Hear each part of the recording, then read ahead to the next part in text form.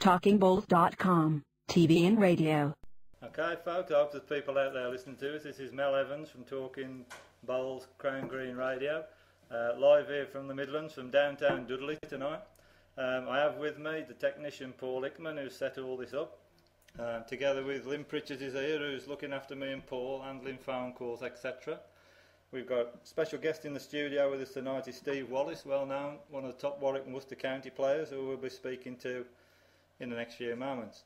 I'd just like to thank Jamie and what he's done with up in the Stockport area. Well done for what he's doing to promote the game. Speaking to a lot of bowlers, I know that it's been well received and it's been making good listening, and I'm sure that during the winter, or during the summer should I say, during the season, there's been a lot more. The audience will continue to grow with a lot more people coming along knowing what we're doing. I'd also like to mention Jimmy and Jeff and their 21 Up show, which has now been moved to a Wednesday night. I'm sure that that's going to be a success after all of the matches from the Goodies League which are played on that evening. Their show is now going to be from 10:30 till 12:30, so don't forget it's Wednesday night with Jim and Jeff. We plan to do a show once a month here from in the Midlands, and the rest of the weeks, as Jamie's already said, will be coming from the Stockport area. Before we kick off tonight, just like to thank everybody for joining us in. We are now going to just get on with the show. As I said, the special guest is Steve Wallace in the studio with us. And good evening, Steve. Good evening, Mel. Winners of the Crossfield Cup last year, Warwick and Worcester.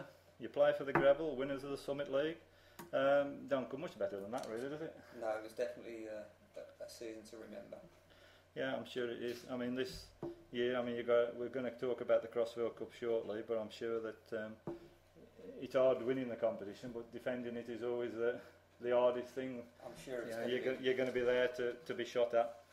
So, the teams have been exchanged, I suppose. Are there any secrets being given out for this first match yet? Well, I'm not sure if I've got liberty to say at the moment. I don't know if they have actually gone across. Yeah, I think today was the day that they were swapping over. But as I say, we'll be speaking shortly about the Crossfield Cup in more detail, and also with the Summit League. So we'll come back to you in a minute with regard to that one. Thanks. Now, before we commence tonight, as Jamie's already said, we've got a very special guest on the show tonight on the line. If you speak to anyone and say who's the greatest Crown Green bowler of all time, one name will always crop up at the top of anybody's list. Yes, we are delighted to welcome to Talking Bowls Radio Mr. Brian Duncan. Good evening, Brian. Hello, Mel. Welcome to the show. Yeah, it's great, really. It's anything that promotes the game is a good thing, really. Yeah. Just introduced you as the greatest bowler of all time. How's that grab you? Well, everybody has their own opinions, don't they, really? But I've been very successful, really, and so have other players as well, really. That's right. But you must be proud to be spoke of so highly like that. Well, it's very nice. I mean, I've been down the Midlands, I've been all over the sort of country playing bowls, and all of the people have said the same opinion, really. So it's very nice when you get that accolade, really. Yeah. We're going to dig deep back into your murky past now, Brian. How did it all start? Can you remember the first time you actually went to a bowling green and how you got there? Well, it started, I think, when I was about 12 years of age. Like, my dad was a very good bowler, was my dad, and he was a left-hander, so when I went to him, I think they're good left-handers, they're good. Yeah. Well, one or two are. Yeah. No, but it was like a good grounding for me, really, because I used to practice a lot with my dad. He was a left-hander, so obviously later in life when you come up against left-handers, like some people do think about how we're going to play them, you just play normal, really, because obviously I practiced with him. And then I also practiced with I think Albert Charlton actually was a very good corner player. And my dad used to play me with him and practice with him, and you just get the grounding, really, and from there onwards, like, I just got interested and carried on playing. So when you actually, you went to your first bowling green, you see all the guys in the braces and the flat caps, did you think, well, it's an old man's game, it's not for me, I should be playing football with my mates, or you just hooked immediately? Well, at that time, Mel, I was playing football with my mates, and I was playing rugby at school, and I was also playing a lot of table tennis. So consequently, I was just pursuing another career, really, playing bowls. And at that particular time, I just happened to fit them all in, really, so it wasn't so bad. No. Can you remember your actual first competitive game? I think my first competitive game for a tournament was at the East Ward at Chorley, and I finished winning it actually. I was only about 17 or 18, and I think that was the first tournament I won. But going back, we say when I first started, there was 4 of us who played on the Collier's Arms, and we were all about the same age, at 12 or 13, and there was a farmer there that put a prize up between the 4 of us who won it, and at that time it was sixpence.